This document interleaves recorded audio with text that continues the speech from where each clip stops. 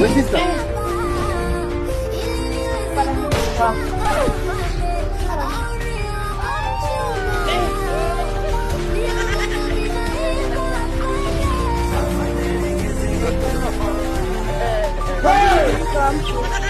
Mimi nakuita mtoto wako, niendesha pale wako. Sasa mimi kama unaanza kusema mimi kama ni mtu mimi na mtu na watoto. Kama anaitwa mama naye.